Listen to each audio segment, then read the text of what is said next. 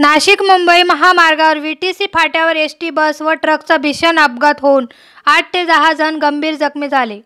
बस नाशिकहून कसारा येथे जात असताना बस व ट्रकची समोरासमोर धडक होऊन अपघात घडला। या घटनेत घोटी ग्रामीण रुग्णालयाचे वैद्यकीय अधीक्षक डॉक्टर संजय देवराम सदावर्ते यांचा समावेश आहे। घटनेची माहिती मिळताच सद्गुरू नरेंद्राचार्य महाराज संस्थान नानीज धाम मोफत रुग्णवाहिकेने रुग्णमित्र निवृत्ती पाटील गुंड यांनी समयसूचकतेने अपघातस्थळी धाव घेत जखमींना नाशिकच्या शासकीय रुग्णालयात दाखल केले। अक्षय मीडिया प्रस्तुत अर्थात AMP व्हिडिओ घेऊन येत आहेत नवनवीन व्हिडिओ खास तुमच्यासाठी। यात आपल्याला प्रेमकथा, कविता, यश, निवड आणि विविध घडामोडींचा मागोवा पाहायला मिळेल। मग वाट कसली बघताय? आत्ताच संतोष भवसार म्हणजेच AMP चॅनलला सबस्क्राइब करा।